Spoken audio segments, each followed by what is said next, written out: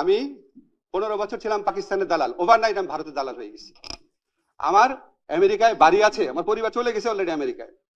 প্রকাশ্যে চ্যালেঞ্জ করে বলেছি আজকের থেকে 6 মাস আগে যে একটা মানুষ আমেরিকা বাড়ি থাকলে এটা ঠিকানা খুঁজে বের করা সম্ভব, আমেরিকাতে বাড়ি থাকলে অবশ্যই বের করা সম্ভব এটা কার বাসা।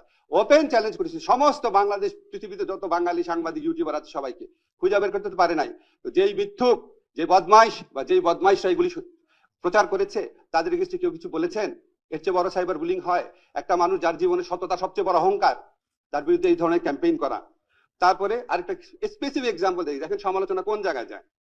আমার পাশে বাংলাদেশের একজন স্বনামধন্য আইনজীবী আছেন, যদি আমি ভুল করে থাকি আরেকজন স্বনামধন্য আইনজীবী আছেন, ভাই বলেন, আমরা ভুল করে থাকলে বলেন, আপনিও আছেন, আমরা বলেন।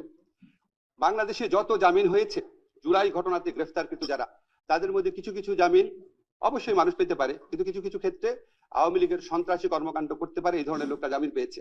এই জামিনের 90% হয়েছে হাইকোর্ট থেকে। হাইকোর্টে যে জামিন দেয়, জামিনটা দেয় হাইকোর্টের একজন বিচারক। তো জামিন দেওয়ার ক্ষেত্রে যদি কোনো ভুল থাকে সেটা বিচারকের দোষ। এই বিচারকদের অনেকেই আওয়ামী লীগ ফ্যাসিস্ট আমলে নিয়োগ পাওয়া, তাদেরকে সরানোর দায়িত্ব ছিল প্রধান বিচারপতির অধীনে সুপ্রিম জুডিশিয়াল কাউন্সিলের। এখানে আইন মন্ত্রণালয় কিছু করতে পারে? তারা এখানে কিছু করতে পারে ভাই? আইন মন্ত্রণালয় আমি কি হাইকোর্টের বিচারককে সরাতে পারি? হাইকোর্টের বিচারক জামিন দিলে আমি কি হাইকোর্টের বিচারক ব্যবস্থা নিতে পারি? ভাই একটু সাউন্ড করে বলেন, পারি? পারি। তাহলে হাইকোর্টের বিচারক যদি জামিন দেয়, হাইকোর্টের বিচারক যদি অন্যায়মূলক ভাবে জামিন দেয়, সেটা হাইকোর্টের বিচারকের দোষ। আর হাইকোর্টের বিচারকের নিয়ন্ত্রণকারী হচ্ছে প্রধান বিচারপতি, তাহলে প্রধান বিচারপতি হচ্ছে প্রশ্ন করবেন। ঠিক কিনা বলেন আপনারা? আমি ভুল বলছি? যতগুলা হাইকোর্টে জামিন হয়েছে সবগুলা আমাকে দোষ দেওয়া হয়েছে, আসিফ নজরুলকে। কেন? আপনি যদি সত্যি এই জামিন বন্ধ করতে চান, তাহলে আপনি যারা এটার জন্য দায়ী তাদের বিরুদ্ধে কথা বলেন নাই কেন?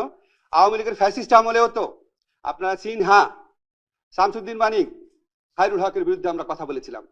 তখন বলা গেছে, তখন কি তত্ত্বাবধায়ক সরকার রায় বাতিল হইল কেন? খায়রুল হককে দোষ দিয়েছিলেন নাকি আইনমন্ত্রীকে দোষ দিয়েছিলেন? শামসুদ্দিন মানিকের উদ্ভট কর্মকাণ্ডের জন্য কি শামসুদ্দিন মানিককে দোষ দিয়েছিলেন নাকি আইনমন্ত্রীকে দোষ দিয়েছিলেন? এখন কেন আইনমন্ত্রীকে দোষ দেন? যে আইনমন্ত্রীর কোনো সম্পর্কই নেই এটার সাথে, কিছু করারও নাই।